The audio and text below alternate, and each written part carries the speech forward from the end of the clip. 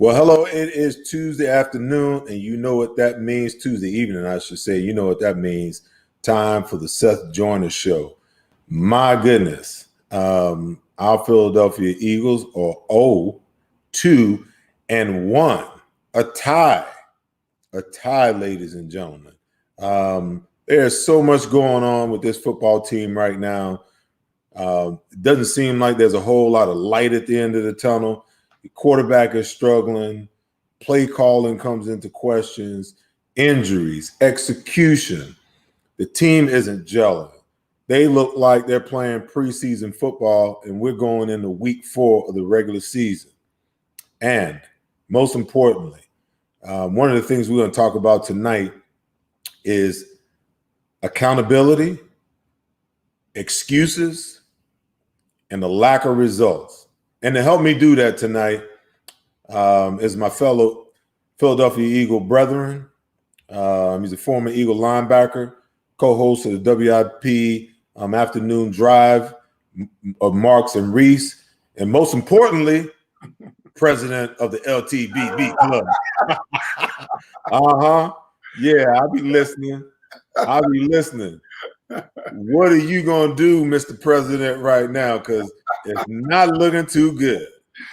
Well, I tell you, I haven't. I'm not going to leave office. I'm not going to abandon the community just yet. But I tell you, it's tough for those of us in the LTBB community right now to let the Bronco Buck community, because our guy Carson Wentz isn't giving us a lot to work with to defend him, to speak up on his behalf.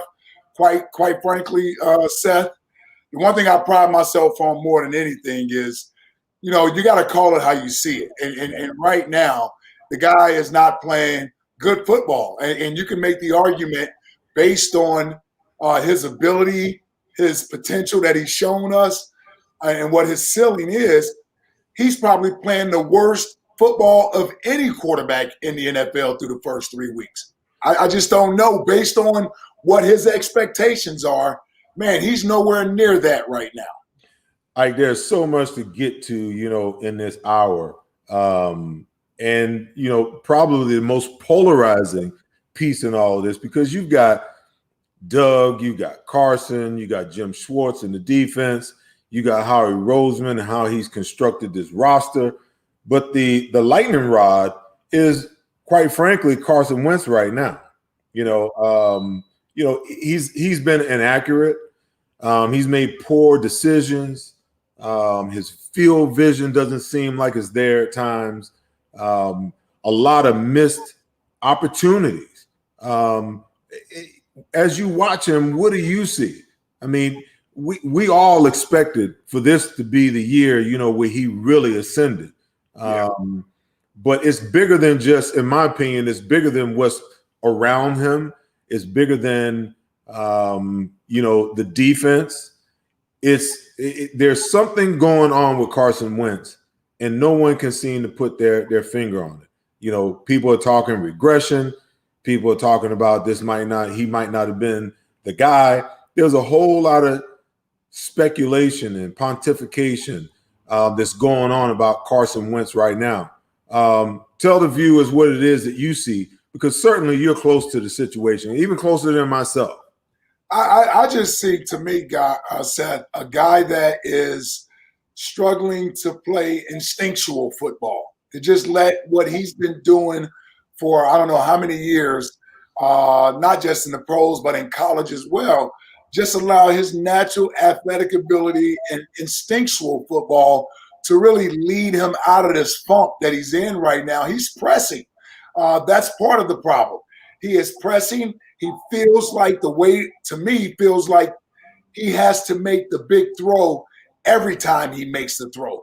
Just the simple throws at times it creates so much anxiety for him that he almost wishes he could walk the ball to the receiver or the running back and hand it to him. That's how desperately he wants to get this thing to him. And it's not allowing his quarterback mechanics to sort of play into his quarterbacking play. If you sort of understand what I'm saying, you played the linebacker position as well as anybody that's ever played the linebacker position. By the way, should be in the Pro Football Hall of Fame as an outside linebacker. But you know whether or not you're playing robotic versus you're playing instinctual football, how to slip a block, right? How to jam a wide receiver, how to move your feet, how to shuffle, stay parallel to the line of scrimmage as opposed to crossing over your feet and things of that nature. Those are things that you do instinctually because you've done it for so many years. These are the things that he's struggling with right now from a mechanical standpoint. And the bigger issue, Seth, I mean, it's hard to find a bigger issue than some of the throws that he's missed. But the bigger issue is his decision-making, because ultimately that's where he's regressed the most at. You know, we watched Carson play for 5 years, and there's been times he's missed throws, right? You know, even the year that was his quote-unquote MVP year, he only completed 60% of his passes. So that lets you know that there were some inaccuracy issues even in what's perceived as his best year. But what he's always been consistent with is being a good decision maker. Mm-hmm. He doesn't typically throw bad interceptions. He doesn't typically throw interceptions at critical moments of the games like we've seen him do for 3 straight weeks. That's the thing that's more troubling to me, is that his decision making and seeing the entire field seems to have regressed from where he was. And that's something I can't put my finger on to. Why is he in this position right now? Okay, so let me formulate a question to you that might rub some people the wrong way, and I kind of intimated it in post game on Sunday. When quarterbacks struggle the way that he's struggling, particularly what you're talking about, because when you look at franchise quarterbacks, when you look at proficient, efficient quarterbacks, the thing that they know, Ike, is they know exactly. They can close their eyes and they know exactly what each and every guy is on the field, okay? And they can snap the ball, and they should be able to throw that ball to the guy where that guy is on the field. That's how well you have to know your offense as a quarterback. You know, when you watch, I mean, Patrick Mahomes last night put on a clinic about what that's all about. I mean, the guy knows where everyone is. He knows where to go with the football, okay? Yeah. So normally when you see a quarterback struggle like this, the question, the statement comes out, well, maybe he's not reading defenses. Maybe he can't read the defense. Maybe he doesn't know his offense as proficiently as he should. And after 5 years of being in this offense, is that a possibility that Carson Wentz doesn't read defenses the way that he should, that he hasn't seen enough disguises and blitzes and simulated blitzes and coverages that he knows exactly what's going on? Is that in any way possible that could be what's going on with Carson Wentz? Yeah, it's certainly what's going on, Seth. I just don't know why it is, right? I know that there's been some change at the assistant coach level over the past 4 years, but it's been basically the same offense. It's been the same terminology under Doug Pederson. So to have 5 years in this offense with the basic principles of the offense still there, even if you've lost Frank Reich and John DeFilippo and now Mike Groh and Carson Walsh isn't here, and now you have other guys, Press Taylor that's there. There's the learning part of this is where I see the issue, and I say learning, not coaching. I say the learning part of this. There is a disconnect from the coaching to him absorbing what's being taught and really believing in it and understanding it. To me, you can't go from the levels that he's played at and have the success that he's had without knowing how to read a defense, without knowing how to play this game. For some reason, I don't know what it is, but he is not seeing the field the way that he should see the field. Like, Seth, you watch as much film as anybody, right? And this is why I say it's not the coaching. There are plays there. Mm-hmm. There are plays that are called where if he sees the whole field, and not only that, if he trusts the offensive line and the receivers, how do you not throw the ball to these guys and get it to them in a place where they can catch the ball? For instance, the sack in the red zone where Lane Johnson gave up the sack. Well, Deshaun Jackson is running a slant, and it's there. Carson Wentz in that situation, if there's two guys I'm looking for, Zach Ertz and Deshaun Jackson. Mm-hmm. I know what routes they're running, and I may not even care what the other guys are running. So how do you not see Deshaun Jackson open on that play and throw the football? Either he didn't see or he didn't trust himself to make an accurate throw, and he didn't want to turn the ball over, which leads to another issue. Now you're gun shy. Now you don't want to place the ball. And here, the crazy thing is, he'll place the ball in harm's way when he shouldn't place the ball in harm's way. And then you say, well, you don't throw the ball to Deshaun this week. There was a chance that a confident quarterback would have thrown the ball to Dallas Goedert last week when Jalen Ramsey was kind of baiting, but a confident thrower. We've seen Carson make confident throws. The throw he threw to Miles Sanders, where he threw it through two linebackers in Washington last year. Mm-hmm. Most quarterbacks don't attempt that throw, but he was playing with confidence. That's what we don't see right now, that he's not playing with confidence. And the easy throws he makes hard. And let me ask you this, Seth, because this came to me Sunday when I'm watching that game. I'm rewatching the game, and I'm trying to figure out what the heck is wrong with Carson Wentz. How do you make the throw to Greg Ward for the touchdown, but you can't hit Miles Sanders? And Greg Ward may have been more open than Miles Sanders, but my point is that he threw the ball to Greg Ward, is throwing to his right side. Mm-hmm. So it's throwing to his strength. Whenever he has to throw the ball to the left, it either sails on him or he doesn't have the same confidence. Now, that Miles Sanders play was to his left side. Right. It's not to say that he's 100% accurate to his right, but I think he throws to his right with more confidence. The two interceptions in Washington to his left side. A lot of these, when he's off target to these receivers, Zach Ertz coming across the middle, Deshaun coming across the middle, John Hightower, these throws are to the left or to the middle. They aren't to the right. I don't know what it is with his mechanics, but the Eagles need to take a look at this, that when he has to throw that ball this way to the left, man, you don't know where it's going to go. But if he's throwing it to the right, you got a better chance. The throw he hit Zach Ertz on, the 30-yard teardrop he put in there, that's to his right. It's to his right. I don't know. I'm searching for stuff, Seth. I tell you what, I'm searching for anything I can.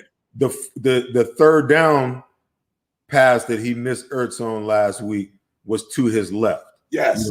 So you might be on to something there. But I want to go back, to a comment that you made that you kind of want to absolve the coaches. And I'll say this in rebuttal to that. Okay. When I look at proficient offenses, when I look at the New Orleans Saints, when I look at a healthy Green Bay Packer offense, when I look at Patrick Mahomes and Andy Reid and the Kansas City Chiefs, their offense seems to be structured to attack coverages, where our offense seems to be structured. They're just plays. Yeah. And they're not structured to beat a coverage, or it seems to me they haven't talked about where to go with the ball against cover three, or where to go with the ball against quarters coverage, or if they're in blitz, what's the sight adjustment? It doesn't seem like that's built into the offense. It seems to me like they've got an offense and we're going to run our offense. And Carson, you're going to execute it, and everybody around you's got to execute it. We don't care what the other team is running. Now, you can't operate in the NFL that way. Yeah. At some point, your routes have to be tailored. They have to be designed to attack and destroy coverages. Yeah. And maybe that's part of it. Maybe he doesn't know where to go with the ball because he thinks he sees one coverage and he's got another coverage, but the play is meant to go left to right, where the weakness in the defense is really to the right. And he should be looking this way. I would surmise to you sometimes when you watch him, a lot of plays that he missed, it's away from his progression. Right. Now, I listen, you're dead on with that, Seth. And I didn't want to imply that I was completely absolving the coaches. It's just on certain plays, I know that they're there and he's missing throws. So I don't absolve him when he misses a throw for being accurate. But when you're talking about the actual coaching up of the position, you're absolutely right. Because everything we did as a defense, and I'm playing under Jim Johnson and you played under the great Buddy Ryan, along with other coordinators, Bud Carson, those attack-style defenses were designed to attack a weakness. Mm-hmm. So whether we wanted to dictate where you turn your pass protection so we can attack a weakness, or we realize, okay, if you get in a certain formation or a certain personnel grouping, then we know who we're attacking based on that grouping. So I completely agree with you. Yeah, and that's where a question has to be asked. And this is really more of an internal thing. And this is how they're going to have to look in the mirror at themselves and really do some self-evaluating from a coaching standpoint. Are we coaching Carson Wentz properly? Are we coaching him and getting the most out of him? Are we challenging him?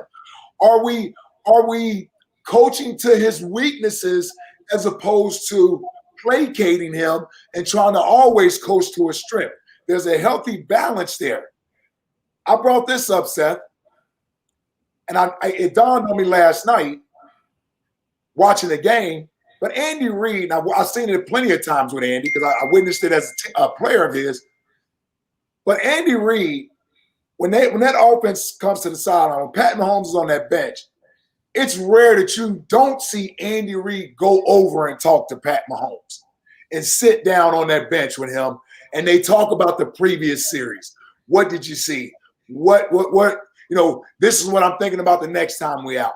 I don't see that with Carson Wentz. I don't see anybody when he comes off the field, other than Nate Sudfeld, I don't see anybody sitting down with him, breaking down what just happened, why it didn't work, or here's a throw that you missed. We're going to come back to this play because it was open. So be prepared. We're going to come back to this at some point in the game. This is what you should be looking for. That happened with Josh McCown last year. Mm-hmm. Josh McCown sat over there, and Josh McCown got 18 years of experience. And even as a backup, he's seen a lot. Right. He's somebody that Carson Wentz trusted when he came to the sideline, and you saw all those conversations, and we heard it in the I forget the Access show they had on last year that showed the behind-the-scenes stuff with Josh McCown being like a coach on that bench. I just think right now, when Carson's in the midst of this during the game, he's almost left to try to figure it out on his own, or he doesn't trust the coaching that he's getting, if he's getting it, when it's time to make adjustments on the sideline in between series. Well, most of the time, what you see Carson doing, he's over there with the Surface Pro, and he's looking at the play, and he's looking at it by himself. Yep. One of the other things that really rubs me the wrong way with Carson, I don't like his body language during the game, all the head hanging. Yeah. I don't like his energy. He lacks enthusiasm, and the same way that a team takes on a unit takes on the identity of their coach, be it an offensive coordinator or a defensive coordinator or a special teams unit, okay? The quarterback as the leader on the field, the rest of the offense takes on your energy. When you watch Russell Wilson, he's like, come on, guys. I mean, I don't care how good it's going and how bad it's going, okay? He's full of energy. He's full of enthusiasm. He's full of encouragement for all the guys around him because he's that leader. And he understands and knows that, you know what, as the franchise quarterback, that's part of my role. When you look at Carson Wentz, you don't see that. There's some things, Ike, that's so telling to me when I watch Carson play. When Carson scrambles, you don't see his teammates go run and pick him up, man. When he gets sacked, you don't see his offensive lineman picking him up. Man, those types of things, when I see that, I'm like, something is amiss here. Something is wrong. This is supposed to be the guy that's supposed to take you to the promised land. Okay? Yeah. This is the guy that you're supposed to run through the wall for. This is the guy that you protect in every play. This is the guy you're trying to make catches for every play. This is the guy that you're running for to open up the passing game that allows you. And I don't see the connection between Carson and the rest of the players on his team, especially on the offensive side of the ball. And that's troubling to me. No, I agree. I agree. You certainly would want to see more of that. Listen, we saw shots in that first game against Washington when he was sacked 8 times and hit a total of 15 or 16 times in that game. You didn't see a lot of linemen rushing to pick him up off the ground, things of that nature. I don't know what to say about that. I really don't, other than, I don't know if this team, listen, we're on the outside. I want to assume these guys are a close-knit bunch and they're all pulling for each other. If there's any type of, chemistry issues or they don't believe in the quarterback, then there's a bigger issue here, and that's going to have to be addressed, and that has to be monitored and taken into account from an internal standpoint. I'll say this, though, and you know this, Seth, when you're not playing well, it's only so many of those my bads and I'll fix it, and it's only so much of that players want to hear, right? Like the quarterback position is already a position that breeds envy, right? You get all the credit, you get the biggest contract, right? I got to get cut because they got to pay you, right? So, quarterbacks, the very nature of that position almost separates you from the other guys. So you're going to have to either go out of your way to win over guys, to be like one of the guys, or you better be a hell of a football player to where, they say, he may not be the most friendly guy, or I don't know if I'll go out and have a beer with him or whatever, but hell, he's going to put extra checks in my pocket. There's a guy up there in Green Bay that everybody isn't very fond of because of his personality, how he can rub people. But he's a bad boy when it comes to playing the quarterback position. And as long as he's playing well, you're going to have people follow him. And that's where Carson has to get back to. Because it wasn't that long ago. Matter of fact, it was last season, the last 4 weeks of the season. That team rallied around him. Mm-hmm. There was a lot of joy around him. He was picking up guys. He was having guys believe in him. And so it can be done. But when you're not playing well, nobody wants to hear the rah-rah guy. Nobody wants to hear you like, hey, dude, stop throwing interceptions. That's all I want you to do. Stop throwing interceptions, and we'll be happy. So once he gets to that, then maybe one of his linemen will pick him up off the ground, Seth. When he stops holding on to the football, maybe they'll start picking him up off the ground. Hey, listen, man, your offensive linemen, they know, the entire team knows. Yeah. They know full well that the only way that they're going to have success, the only way that they're going to be successful, Ike, is that guy has to play and he has to be great. If they have no shot without him, yeah. They're not getting it done with Jalen Hurts. They're not getting it done with Nate Sudfeld. They're not even getting it done if they bring in Josh McDowell. Yeah. It's just not going to happen. That guy has to be the guy. Yeah. And he's got to figure it out. He's got to figure out how to be one of the guys. He got to figure out how to endear himself to the guys that are tasked with taking care of him and protecting him and allowing him to be the best quarterback that he can be. My question is, 5 years, you mentioned it, 5 years into his career, how does this happen with Scangarello, with Marty Morningwood, with Doug Pederson? How does this happen? And then I guess the bigger question is, how in the world do you fix a broken and flawed quarterback in the midst of a season, let alone a season marred with everything that they've already had to endure? How do you fix that? Well, he's got to play his way out of it. I mean, he was able to do it late last year. The only problem is this ain't the NFC East for 4 games. You got 13 games left in the season, and it's a really tough schedule. You're playing a first-place schedule.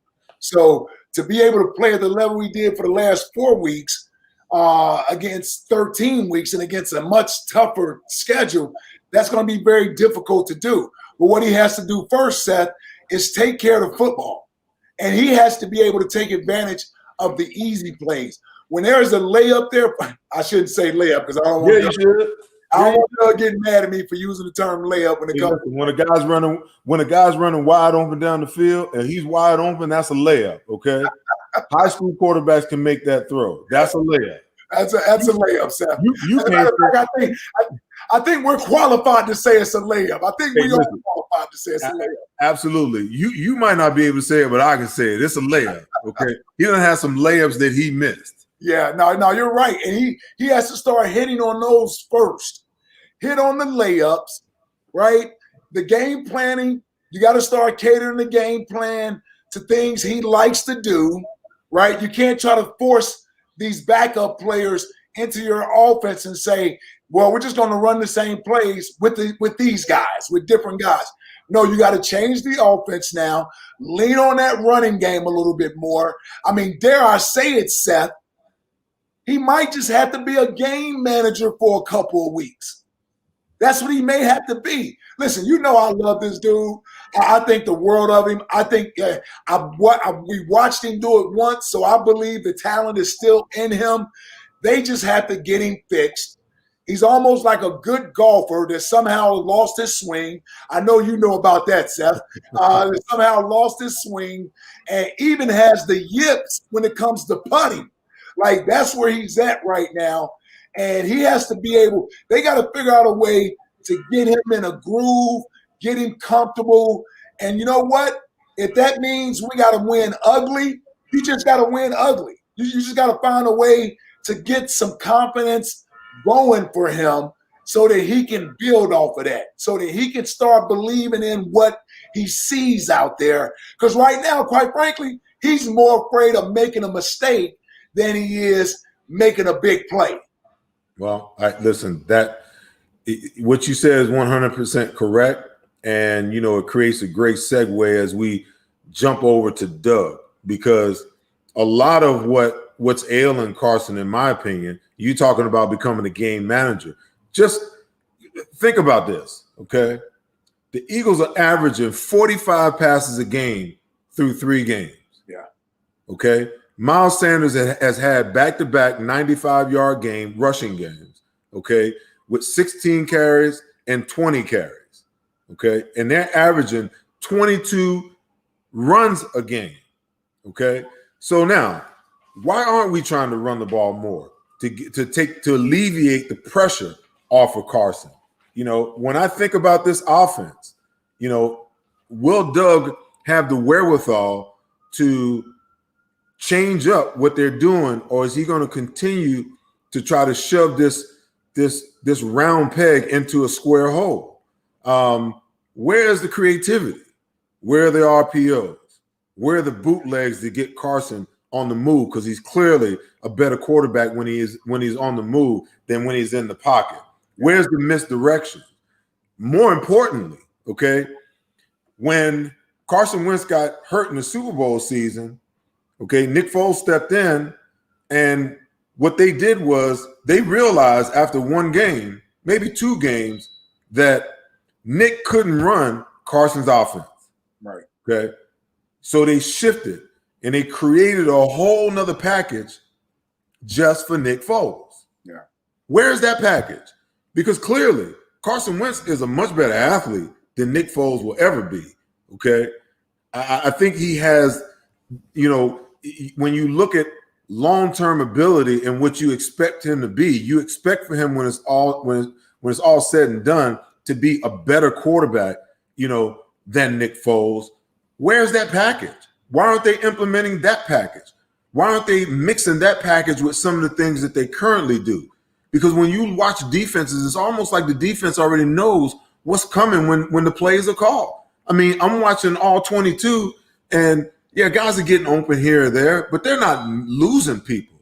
They're not faking people out and breaking away from people. It's almost like the DBs are running the routes with the receivers. Yeah. So where's the creativity where's the key breakers? It's almost like the bootleg. Okay. When you get the fake dive left to the offense's left and the quarterback bootlegs back out to the right, what's the route you get?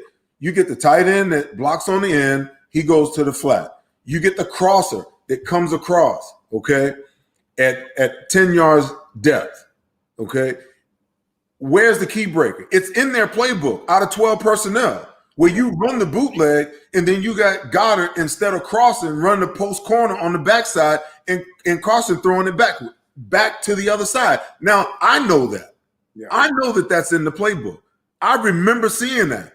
And I remember saying, man, that's a tough play to defense, because I know exactly what the bootleg play is supposed to look like. I've covered it 1,000 times. Yep. Okay. So when you keep breaking and run that post corner on the backside, that causes all kind of problems for a defense. Where's that kind of creativity? Where are all those plays that made Doug such a dynamic play caller? They look like they're gone, like they're lost on him right now. Yeah, you know what, Seth? I'm thinking, right? And I'm saying, I don't know if the lack of offseason didn't allow Doug and them to put a whole lot of stuff in, I guess, in training camp. They maybe wanted to simplify some things. I'm just spinning my wheels on this because I'm with you. I mean, you brought in new personnel, so you think that they would add some different wrinkles to what they're doing offensively. And you certainly could have made that case that they did a little bit of that in the Rams game. Here's the problem with it now, Seth. They may have missed out on the opportunity to do those things in the first 3 weeks when you had better personnel. I don't even know if you have the type of personnel you can be creative with now. I mean, Deshaun Jackson, I don't know if he's in or he's out or how much he can play.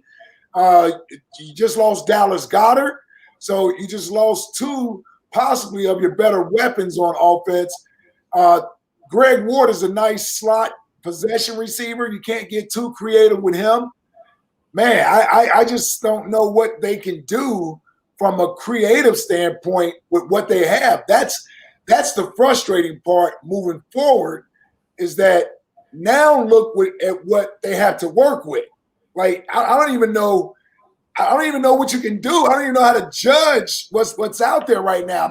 I want to line Miles Sanders up as a slot receiver. Hey, come on. Jalen Hurts in and throw a double pass. Listen, I get it, but the minute he lined up a wide receiver, the minute he stepped back, everybody on the planet know what's coming. I'm saying, okay, I can remember playing, okay, and our overall playbook was about that thick. Yes, sir. And Buddy would always say, you're responsible for it all. Now, the game plan for the week might be this thick. Yep. Okay?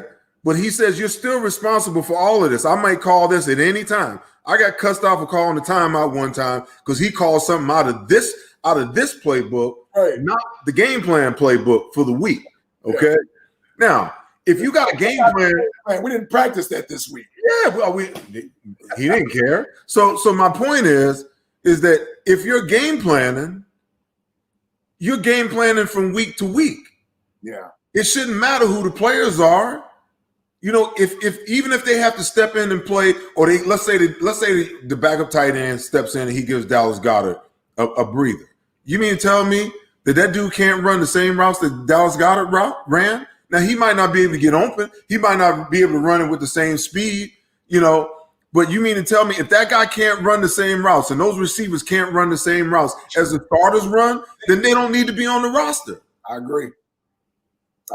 No, I agree. If they can't do those things, then they shouldn't be on the roster. I mean, what's the point of having depth if you can't do what – I mean, you may not be able to do it at the same level that the starter is doing it, but it shouldn't force the offensive coordinator or defensive coordinator to limit themselves as to what they should be able to call. So I listen, Seth, I'm with you. I just don't know. I'm trying to figure out, like, if I knew Deshaun was 100% healthy and he was playing Sunday, I'm like, okay, with Deshaun and Zach Ertz and Greg Ward, and even if you put Deontay Burnett out there or J.J. Arcega-Whiteside, like, it's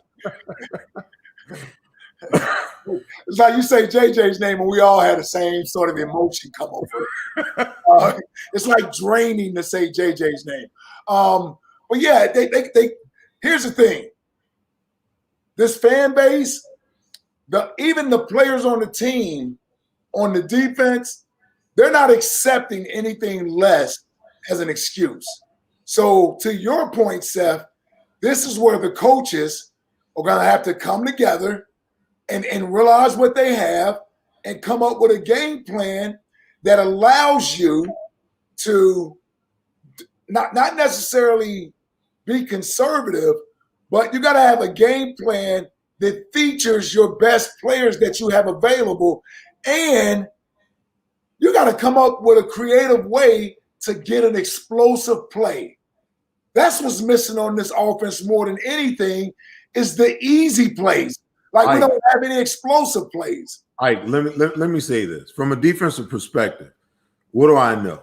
I know that the most humiliating thing for a defensive player is to have the ball ran up your behind and you can't do anything about it. Oh, yes, sir. When you run the ball, you open up the rest of your playbook. Okay. When you look at teams like, Kansas City, the Saints, the Chiefs, the Packers, you know what they do? Even Tom Brady, you know what they do? They take what the defense is giving them. Oh yeah. It's not always about the home run. You want to have the ability to hit the home run when that opportunity presents itself, but it's not always about that, man.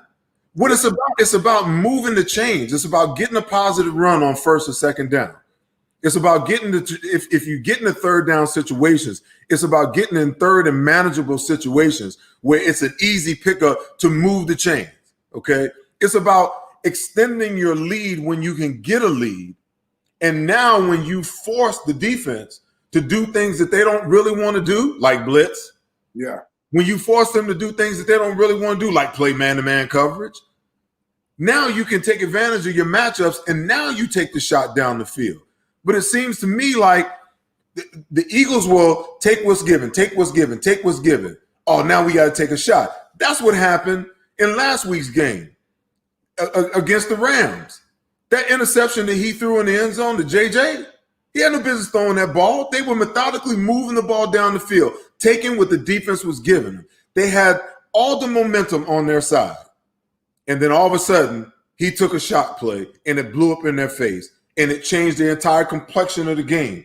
It flipped momentum right back in the Rams' favor, and they wind up losing that game in a big fashion. They were just 5 points down at that point in time. Man. It makes no sense to me. I don't understand why everyone wants to look at the shiny thing. They want to look at Kansas City. Oh, look, but they don't understand. Andy Reid will run the ball, and then he'll throw the ball to Travis Kelce. He'll hit Sammy Watkins for a first down. They will nickel and dime you down the field. As long as you want to play conservative, they will bend but don't. If you want to play bend but don't break, they'll take what you give them. But the minute that you try to get slick, now they hit you upside the head. And I don't understand why that can't be our mode of operation. There's nothing wrong with with a 10 to 15 play drive that eats up 7 to 8 minutes on the clock, and you shorten the game and you minimize the possessions. There's nothing wrong with that. No, and that's the way you gotta. You certainly that should be their mindset moving forward. Coming into the season, you could say it was misguided or what have you, but I kind of felt like, they went out and drafted these receivers. That Deshaun is healthy. It was almost like they wanted to show off the new toys, how explosive they could be, and quite frankly, if the quarterback is playing better, then maybe you do hit on some of those plays. But to your point, as a coach, you got to almost be you have to manage the game. You have to recognize how your quarterback is playing, what's working, what's not working, and then have the flexibility to change. Like you can't necessarily say we're gonna keep plugging at it when he's taking sacks, negative plays are happening, throwing an interception. You got to switch some things up, and that's kind of what I'm seeing from the outside looking in. Right, it's almost as if there isn't a parallel wavelength with the head coach and the quarterback. Mm-hmm. Right? It doesn't seem like they're thinking the same. Like it's almost like, okay, Doug may be thinking one thing, but Carson wants to go somewhere else with the ball, or he's thinking something else, right? And then when Doug calls another play, then Carson may check it at the line of scrimmage or something of that nature. It just doesn't seem like they're in unison with everything. And to be 5 years together, it shouldn't be that way. It shouldn't be that way. There should be more of a like-minded thinking between the coach and the quarterback. I agree. That's what you notice with some of these head coaches and the other quarterbacks is that they're all on the same page, man. Yeah, they're on the same page. They're connected at the hip. Not only are they connected at the hip, but they're connected mentally. That brings me, to the next part. This next thing, I went back. I wanted to listen to Doug's press conferences. I listened to all four coordinators' press conference, from yesterday. And Doug talked about, and this is alarming to me. He talked about uncluttering Carson Wentz's mind. He talked about minimizing his workload, giving him play calls that's just running. In other words, what I call, you run. I don't care what the defense adjusts to. I don't care what it looks like. When I make this call, you call it. No checks. You run it. And he talked about taking the weight off the shoulders of his quarterback because he thinks he's trying to do too much. He thinks he has the shoulder. And I'm like, isn't that why you pay him $32 million to shoulder it? Yeah. So you mean to tell me you got to minimize, and this goes back again, maybe Carson doesn't pick up things the way that everyone thinks he does. I'm not trying to, and no way, don't get me wrong. I'm not trying to question his intellect, okay? But there are other quarterbacks that have been in this situation where the media has outwardly questioned their intellect. You understand what I'm saying? When the offensive coordinator / head coach says, we need to unclutter his mind. We need to minimize his workload. We need to give him plays that he just runs with no checks. And we need to take the weight off of his shoulders. Come on, man. Well, let's be blunt. He's saying we got to make things easy for him. That's what he's saying. He's saying we got to make things easy for him. It's too complicated right now. The thing I like that Doug said, as far as moving forward, and we'll see whether or not he holds true to it, but take the ability to change plays out of Carson's hands. We know sometimes he does a good job with it, but there are far too many times where he's not doing a good job with it. So guess what? When you don't do a good job with having the ability to audible and change plays, then now you don't get the ability to do that anymore. Well, but let me say this, because people listening and people that watch the game and they hear what the commentators say and they hear what the media say. When you talk about changing plays at the line of scrimmage, it's not like Carson Wentz is pulling these plays out his behind that he's checking to at the line of scrimmage. Okay, you understand?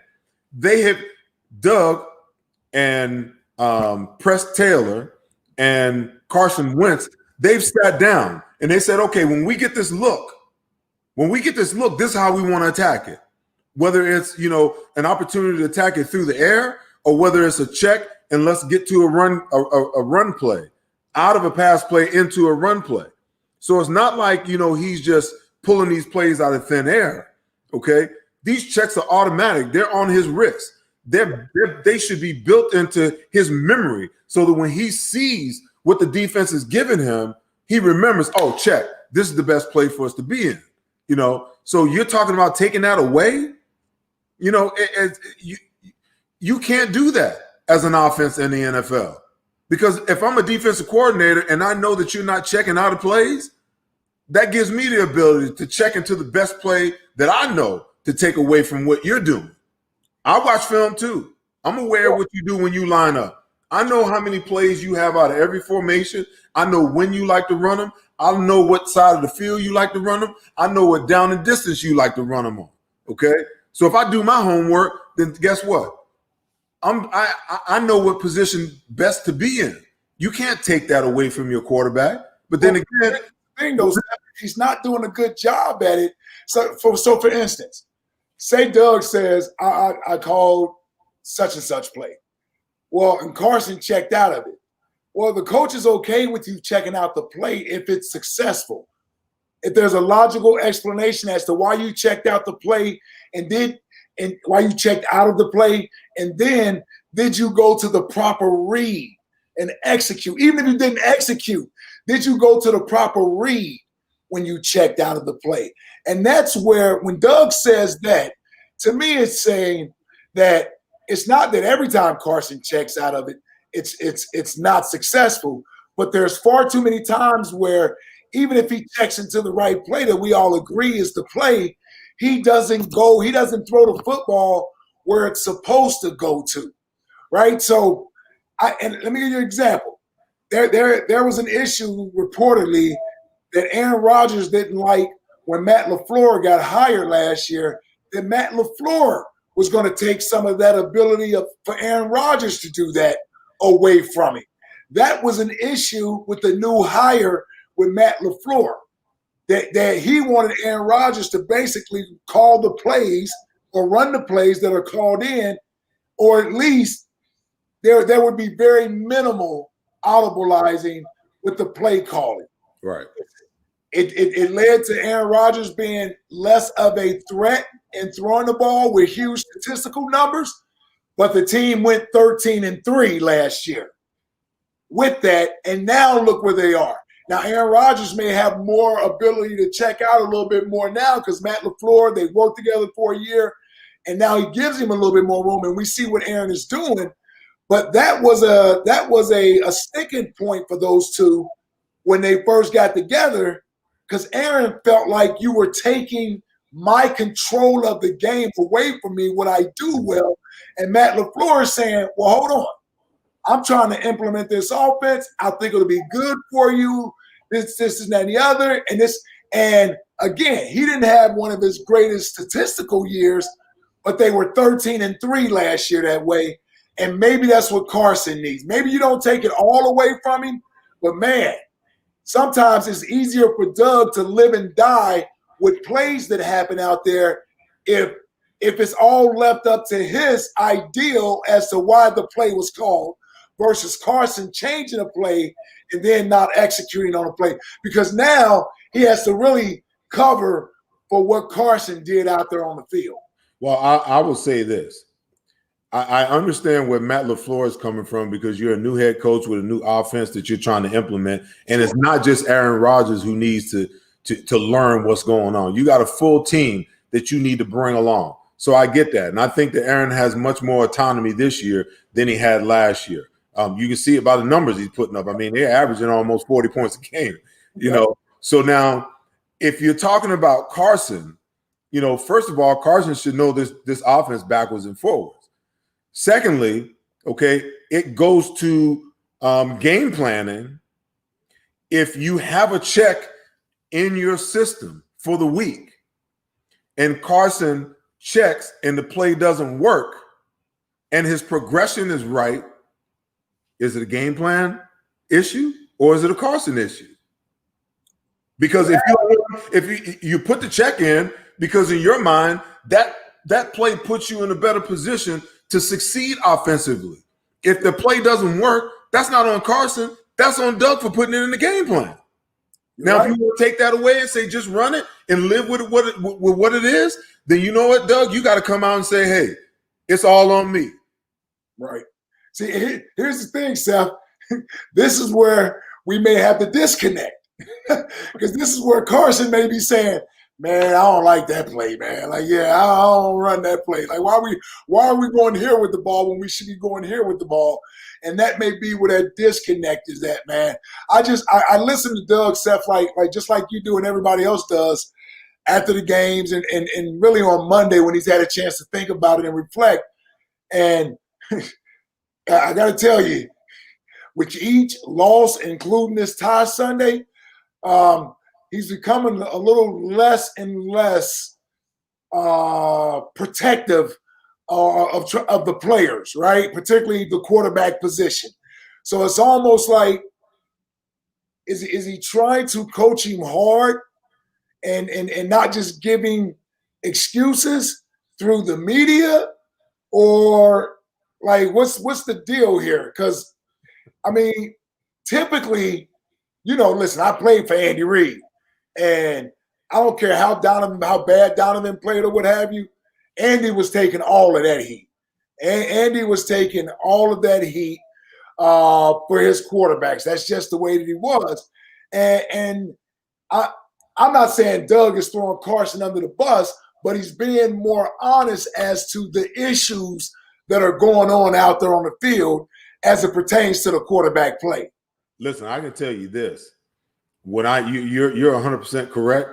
And I think that, the mandate was emotional intelligence post-chip, okay? And I think that Doug has been about as emotionally intelligent as he can be. I mean, football's a hard game, man. It's not for soft people. It's a hard game. Yeah. It's a game of egos. It's a game of physicality. It's a game of, manhood on manhood. It's a game of intellect. It's a game of strategy. It's a hard game, and I always found that, when a coach challenged me, it made me play better. I think sometimes when you don't challenge your players, they fall into this comfort zone of feeling like, you know what, hey, I didn't play the way that I wanted to play, but it wasn't that bad. No, when players play bad, they need to feel the wrath of playing bad. They need to feel emotionally and physically and psychologically what it feels like, what that feels like. I used to always say, man, you know what? I don't know I hated losing, man. Yeah. But I took losing so much harder than the joy of winning. Because when you win, it's like, okay, on to the next one. When you lose, in your mind, you play back every single play in the game, what you could have did better, what mistakes you made, what could I have done to help the team?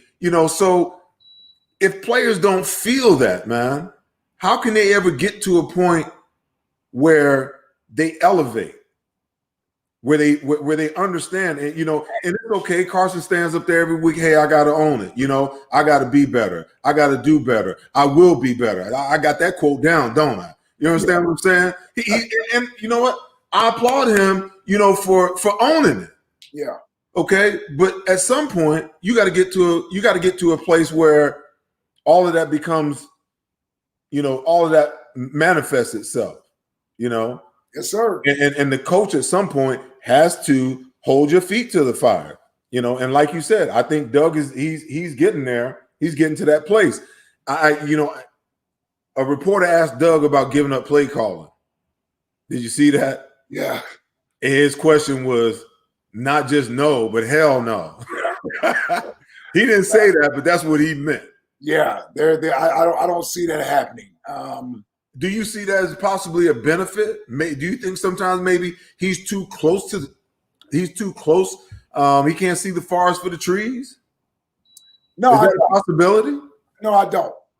I think if there was an issue with Doug being able to be the head coach and call plays, that would have shown itself already.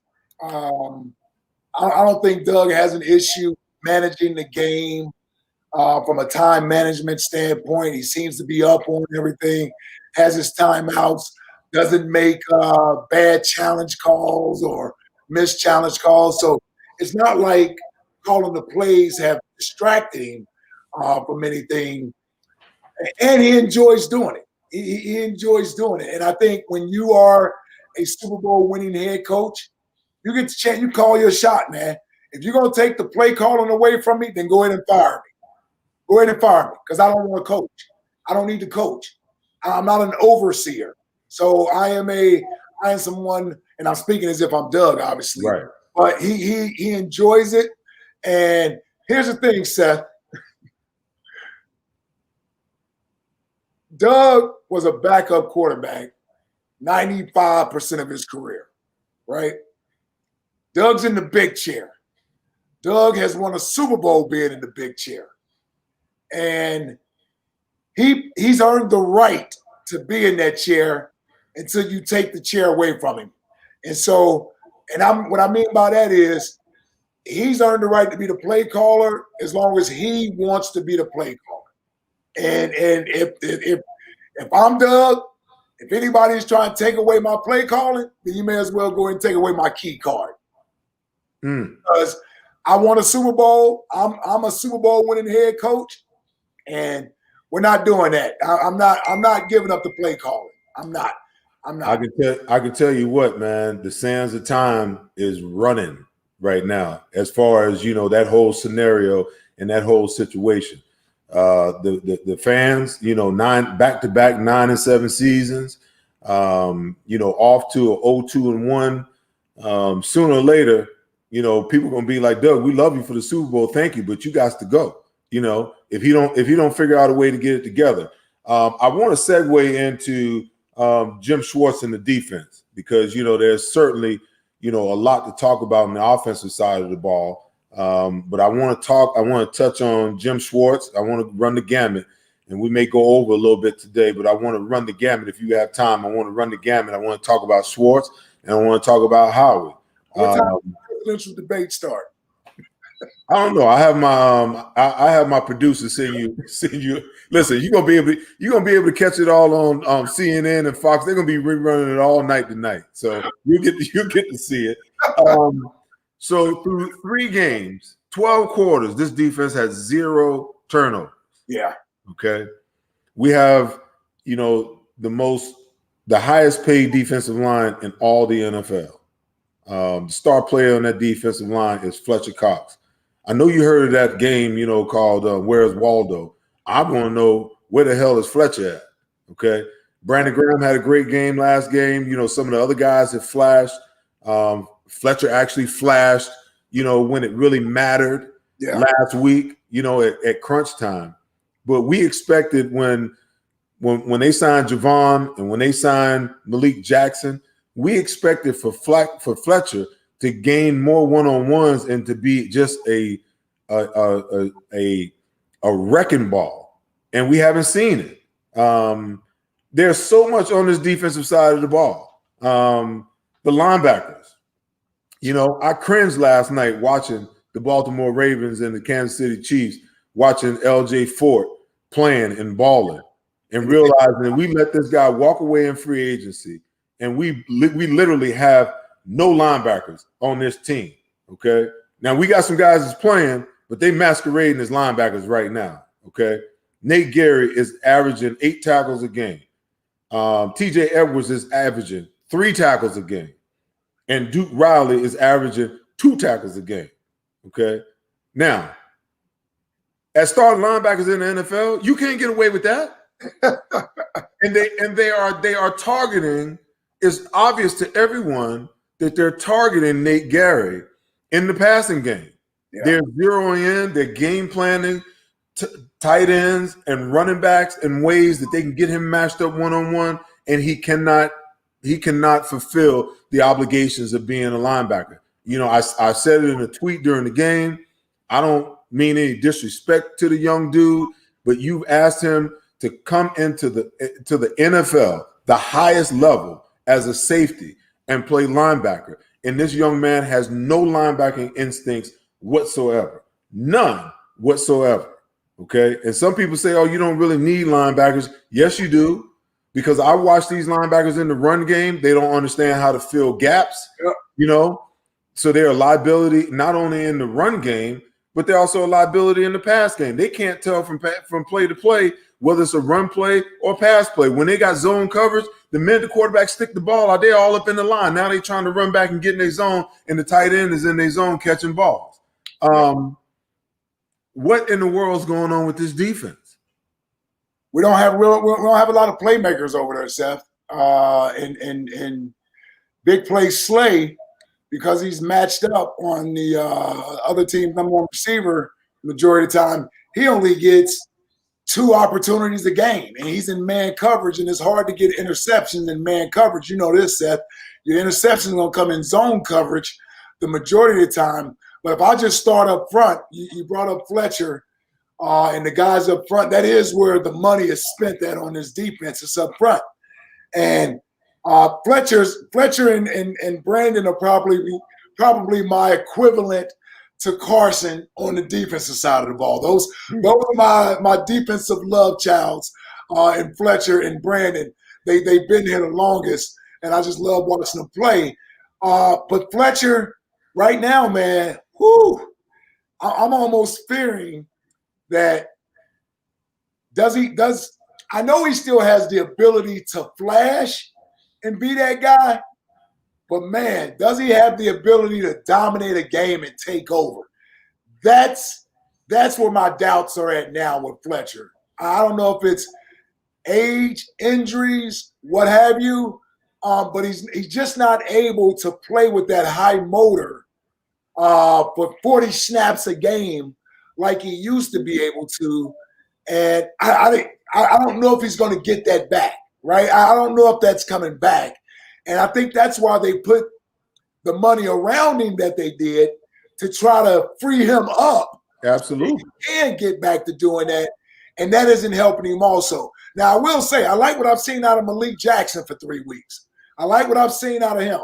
Hell, he plays with a mean streak. You know what I like to see? I like to see them kick him outside the defensive end sometime because he can play defensive end. Give him a different look. Yes, I'm with you on that. But to your point about our highest paid guy, and Fletcher's not just our highest paid defensive guy. Fletcher has the highest cap number of anybody on the team. So you start to worry that has he become just an above average player as opposed to being a perennial Pro Bowl player that's a game-changing player. That's my fear, that we may have lost that. What is Fletcher, 29? Is he 30 yet? I'm not sure. Because we think about it, Fletcher got here in 2012, so this is his 9th season. So I am afraid that we may have lost the best days of Fletcher Cox already. And he may not be that dominant player where he could just change a game or wreck a game like he used to be able to. And this is where the other guys, Javon Hargrave, we need you, big fella. Like, we need you out there. He's 25 years old. He needs to be that young buck that's that game changer. Out of linebackers, I don't know if I can add anything more than what you've already added. I'm gonna tell you the real issue, though, in my opinion. And Jim Schwartz, listen, you'll always be the defensive coordinator of a Super Bowl championship team. Without the way his team played at home down the stretch in 2017 after Carson got injured, to get Nick Foles through those rough patches, we don't get to the Super Bowl without Jim Schwartz's defense. The way they played at home. You'll forever be and we'll forever be indebted to you for that. But what is it? 5 years, 6 years, 5 years? I'm ready for a new defense, and he has his scheme, and he has what he likes to run. But for me, I like an attacking style defense. I like a defense that dictates to the offense what you're going to do. I like a Baltimore defense. I like a Pittsburgh defense. I like a defense where the linebackers are a part of the game plan, where you allow your linebackers to go out there and seek and destroy, right? You know, Patrick Queen in the first round. Like guys that are going in the first round that are difference makers that we don't even think twice about drafting because we don't value the position the way we should value the position. Safety. We missed on guys like Earl Thomas in the past because we don't value the position in the first round to get a game changer. Like I want a Jamal Adams, that type of player on defense. I want a Brian Dawkins, a Seth Joyner, a Jeremiah Trotter. We don't have those type of players that can change the game for us. But most importantly, I don't think we have that philosophy of a defense to where you're trying to attack with all your guys. Jim Schwartz used corner blitz, slot blitz, safety blitz, linebacker blitzes. He used joker packages. I mean, Jim Johnson must have had 8 different sub packages where he just wanted to blitz guys and use different guys. I mean, we got to move past this. Unless you got a top-notch secondary, or you got a defensive line like the Redskins where you spent nothing but first-round draft picks on everybody up front, we can't play this style of defense and be a defense that creates turnovers, that's opportunistic, that gets after the quarterback, that strips the quarterback instead of sacking the quarterback. Are we teaching going after the football or just bring the quarterback down? Like we don't take the ball away, and there are teams out there that teach that stuff. They preach that stuff, and I need a defensive coordinator in here. Look at what Spags coached under Jim Johnson. Spags helped get Eli Manning a Super Bowl, his first Super Bowl, by going after Tom Brady in 18 and 0. Spags took a Kansas City Chiefs defense that couldn't stop anybody while Andy Reid was out there. And in his first year, they go win the Super Bowl with a defensive team. You see the way they did Lamar Jackson last night with that defense? Because they are attacking. They are attacking. And that's all I know, Seth. That's all you know, Seth. The guys that we played for, they attacked. Buddy Ryan, Jim Johnson. I also played for Nick Saban in college. That's what they wanted to do. They wanted to get after you as opposed to sitting back. And I think we need a new defensive philosophy on that side of the ball. So listen, regardless of what happens this year, I just think we need a new defensive coordinator. Hey, listen, man, it's when you play the game of football, man, you got to realize offenses know the play, they know the snap count, they know the checks. The quarterbacks, if they're really efficient, good, great quarterbacks, they also know what you're in. Okay, What's the equalizer for you? Okay, the equalizer in my day was intimidation. I'll knock your block off, and I'm gonna make you. I'm gonna emotionally move you to a place where you're gonna worry about what I may do to you instead of what you're supposed to be doing. Okay. Well, they took that away. Okay, you can't do that anymore. But what you can do is you can apply pressure. Okay, because to me, pressure is the great equalizer for any defense. Because what does it do? It speeds up an offense's clock. You know, it speeds up the quarterback's clock, his decision-making process. It speeds everything up. You know, so instead of him feeling comfortable and feeling relaxed in the pocket, he knows that the heat is coming. So he's trying to hurry up and make decision. And sometimes you pressure him into making bad decisions. Listen, Philadelphia isn't a city.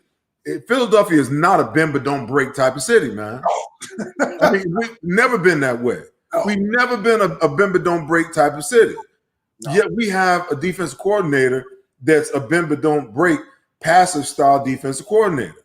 Okay, he's not coming until you get in the red zone. Now he got you backed up. Now he wants to come after you.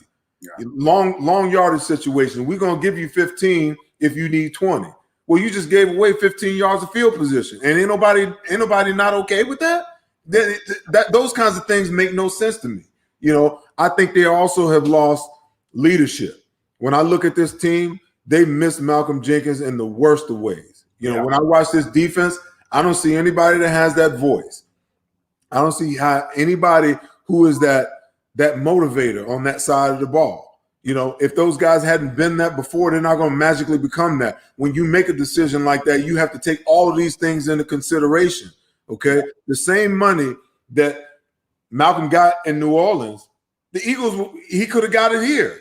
Yeah. But they made it such an issue that he's thumbed his nose at him and went to New Orleans. You know, listen, Jalen Mills is doing an okay job, but he ain't Malcolm Jenkins. No. He ain't even close to Malcolm Jenkins. No. And that's a problem. No. That's a problem. And we're only through 3 games. He ain't even made it through 16 games yet. Good Lord. Like to be able to play out in that box. And you brought up the energy on that side, man, because I was talking about this last week too, Seth. And maybe it's just because we're defensive players that we just think this way, but how do you play on that side of the football and you don't have a couple guys over there with some screws loose? I don't know how. First of all, you can't have a good defense if you don't have a good linebacker. I agree. I've never seen a good defense that didn't have a good linebacker. At least one. At least one of them. At least one. So I don't know how you can do that. And I know we got Brandon and Fletcher and those guys up front. And tell me if you agree with this, Hammer. I said this on the show. I said those guys really police themselves. Like they keep each other in check up front. Mm-hmm. It's hard for a D lineman to really be yelling at the back 7. So you need a guy in the back 7 that commands the back 7. Right. So we don't have anybody in the back 7 that's our Malcolm Jenkins, that's our Jeremiah Trotter, that's our Seth Joyner.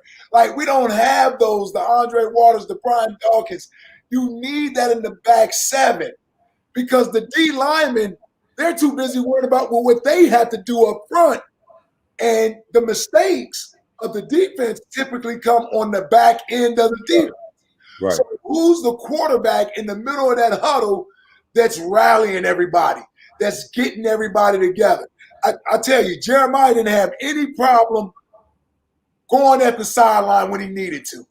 And everybody respected him, whether it was the front 4 or it was the secondary. He didn't care. As the middle linebacker, he gonna say what he needs to say, and it's for everybody. And he'll go to each group if he needed to. Nate Gary is not. Nate Gary is just happy to be on the field right now. Hey, all right. Let me tell you something. I don't. You know, this whole theory that linebackers aren't that important. Is the most craziest thing in the world to me. Because in my opinion, and I'm not saying it just because I'm biased, I'm saying it because of, what I'm about to say to you. Okay. Yeah. The linebacker on the field is the most important player because he is a hybrid. He is the only player on the field that's half defensive lineman, half DB. Okay. Because in the run game, he's in the mix. He got to be in the mix. And I know something. Listen, when them D linemen get tired, man, and they supposed to be in a 2-eye or in a 3, and they in a 1, they don't realize where they are. No. You got to go down there and pull them by the jock and move them over. Whose responsibility is that? Yes, sir. Whose responsibility is that? That's the linebacker's responsibility. Okay? And now we got to work with those guys on the back end and coverage. You don't know how many times I had in and out coverage with Andre Waters, and he come down, I'm like, man, you better talk to me. Tell me what we trying to do. You want the guy inside, the guy outside. Talk to me, man. Yes, you understand what I'm saying? So it's like, if you don't, the linebacker position is so critical because you have linebacker. I mean, you have defensive lineman and you have DB. Yeah. So for this team to say, you know what, it's not that important of a position, we're going to cover him up with this dominant front four. Come on, man, that's BS. No. Hey, I go back, look at Pittsburgh. They value the linebacker position. Baltimore, they value the linebacker position. They got no problem taking a linebacker in the first round. Mm-hmm. Pittsburgh moved up to get Devin Bush in the first round. So because they know they first of all, they know the identity of the team. They know what type of defense they want to play. They know they want to always be known as a physical, downhill football team.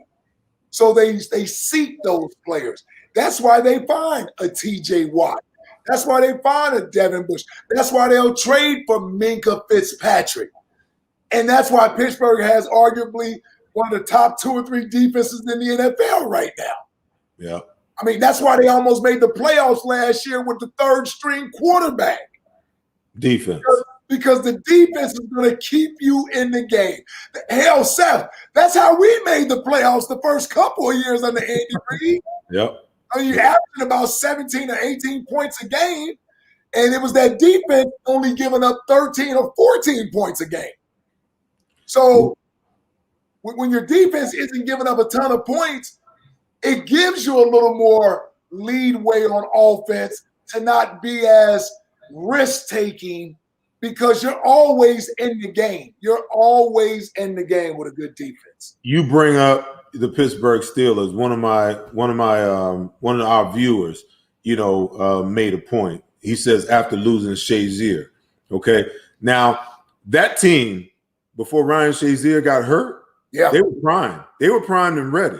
That defense fell apart after his injury, and they suffered for the next 2 years without a linebacker of his ilk running the show. That's why they moved up and took Devin Bush.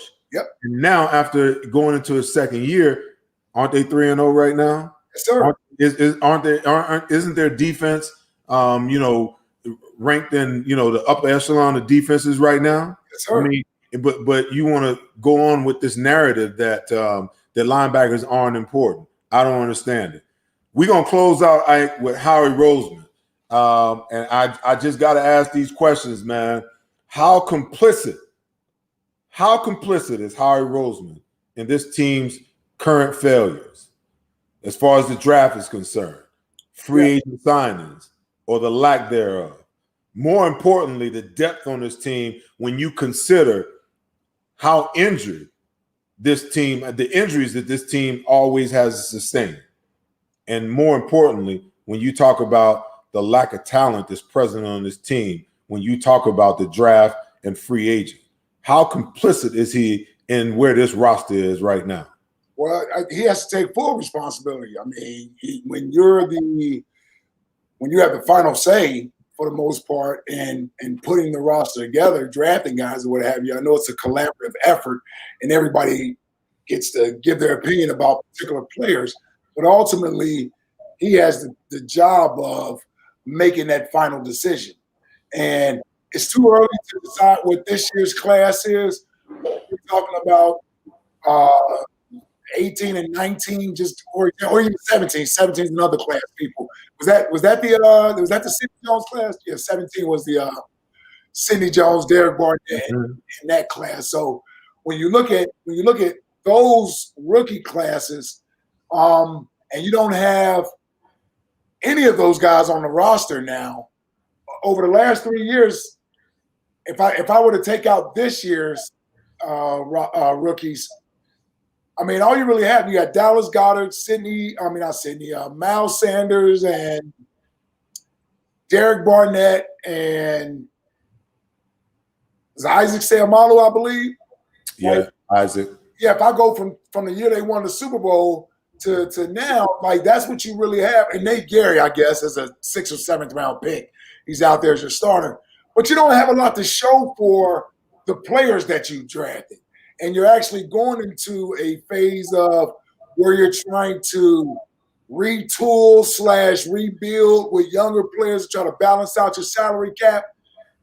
Again, I don't know. I know I don't have a ton of confidence in the young players that are on the team other than Miles Sanders and Dallas Goedert. right? Like those are the two young players I can think off the top of my head where I'm like, yeah, those are players. Those are guys you hit on.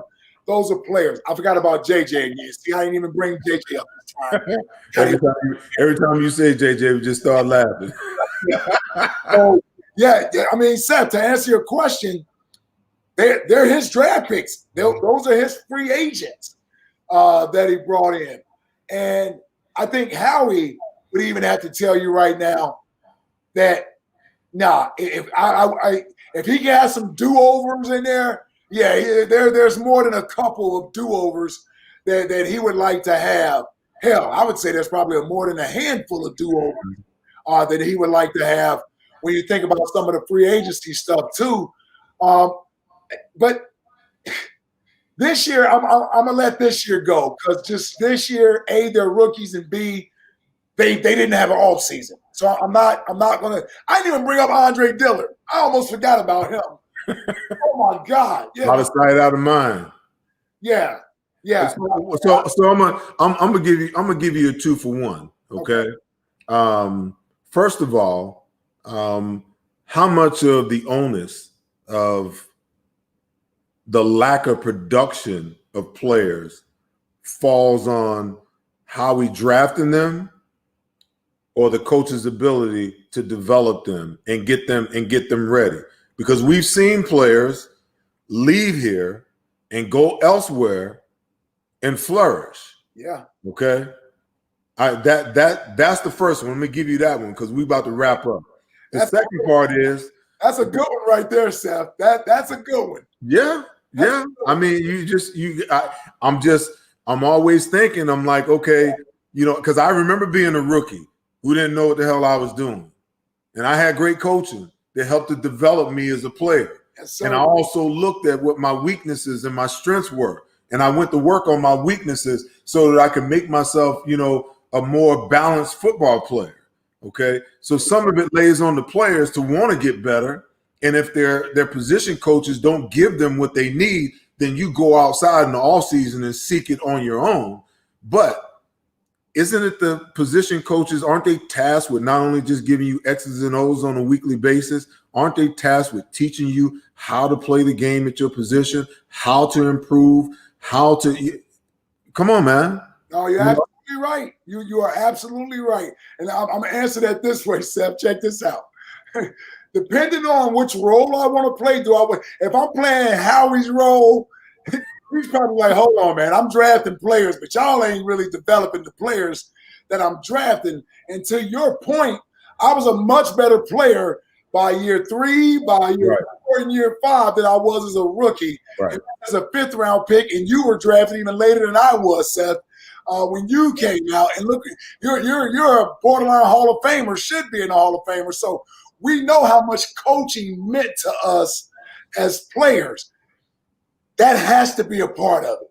Developing these players has to be a part of it. You got to look at these assistant coaches and say, okay, who's getting better as a player versus did I just draft a bad player that maybe this coach may not have been in favor of? That's you want to know what the problem is, Ike? Yeah. You ever go on a team's website and look up the bios of the coaches on the coaching staff sometime? Okay. So every time there's a player that has success, that coach takes credit for that. Yes. I mean, Pro Bowls, and they put games in there and plays that they made and whatnot. Okay. Don't you have to assume some responsibility for those guys that don't pan out?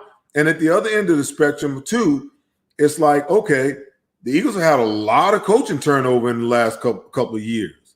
Some guys have, gone on and taken other jobs, but there's been a lot of coaches that have been deemed not good at what they do, and they've been replaced. And dare I say there's some coaches here that there are some positions that haven't fared well, but they still here. Right. Now that's a problem too. Sure. I now I clearly get your point, and I understand where you're coming from. When you're looking at it from Howie's perspective, it's like, hey, I'm giving y'all players, you got to develop them. Yeah. And they probably looking at Howie like, hey, you gave me a bum. What am I supposed to do with it? So I get it 100%. On Howie, the last couple of things. I'm gonna put these two together. I'm gonna let you answer these. We're gonna get on out of here. How hot is Howie C? Okay, because Jeffrey mandated when Chip Kelly was fired that accountability would be there for everyone now. Okay, so whether it's the head coach, whether it's the defensive coordinator, whether it's the quarterback, Howie is now accountable for all of this, everything that's going on. Yes, he was accountable for the Super Bowl. You know, it was a big win for him, okay? But now that things seem to be on the other side, okay, accountability after this season will be a major, major sticking point for me, and I want to see how it all pans out. And lastly, okay, how in the hell does Howie fix this roster with the salary cap being the way that it's going to be for 2021? Yeah, you ask me how hot his seat is. If I'm being honest with you, I don't think it's very hot. Now, if you're asking me, should it be hot? It certainly should be warm if it's not trending towards hot. We'll wait and see how this season finishes out. But to your point, he's certainly, and I'm sure Jeffrey Lurie is looking at all of this, and he can't be happy about the first 3 weeks of the season. Can't be happy that players are keep getting injured, right? He can't be happy about this. And depending on how this thing plays out, it's going to be interesting to see who he decides to hold accountable for what this 2020 team eventually turns itself into. So I'll say, I don't think right now it's very hot, but it should be warm, and it's heading towards hot, depending on how the rest of this season ends. And to answer your question about how does he fix this roster, woo, let me take a deep breath and let me lay the bad news out there. The only way I think this roster can be fixed in the immediate future is you're either going to have to make some tough decision on some players that you've been attached to that you got to let go of, and you're going to have to rely on Howie, who I think will be back here next year, to do a better job in the draft. I don't think free agency is in the picture for the Eagles. I just don't think anything, like we're not getting anything significant in free agency. They don't have the money. I don't see how they're going to get a player that makes that type of an impact and have the money to pay that player.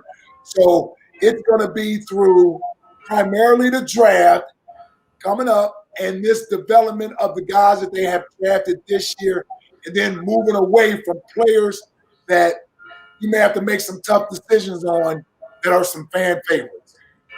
Bro, listen, man. And I don't know if this is good news or bad news for some of our viewers. It ain't the quarterback. He ain't going nowhere anytime soon. I agree wholeheartedly, because Howie is attached to him. Doug is attached to him. And listen, they drafted him to be the franchise. He's going to be the franchise unless he just falls flat on his face. It's going to be and it's going to take another year or two before that realization ever comes to that point. Listen, man. Hey, listen, after 4 hours of radio today, and I listened to you today, you come on the Seth Joyner show and do an hour and a half with me on an hour show, man. Boy, I tell you what, you're a straight up warrior. You do love talking about some Eagles, man. I do, man. And listen, I'm on here with you, brother. Anytime, brother. Hey, listen, this is it's an honor for me. It's a pleasure for me, my dude. Come on, man. Well, listen, I'm gonna bring you back, man, because you know what, the flow is good. The content is real. I mean, the listeners, you know, they love what we're talking about. And, you know, I'm going to definitely have you back on soon again. Listen, like I always tell my guests, you know, our time is our most valuable commodity. And you just spend 1 hour and 30 of yours with me and my viewers. And I appreciate you, man. Thank you, big bro. You know, I always appreciate you, man. Thanks for having me. All good. Hey, listen, we'll be back next week with another show for you guys. Waiting to see what the Eagles going to do out on the West Coast on Sunday Night Football. For Ike Reese, Tom Schrader, my producer. Derek Stevenson, my producer. This is Seth Joyner signing off. This has been the Seth Joyner Show. Hey, listen, you guys take care of each other, be good to each other, and most of all, love each other. I'll see you guys next week.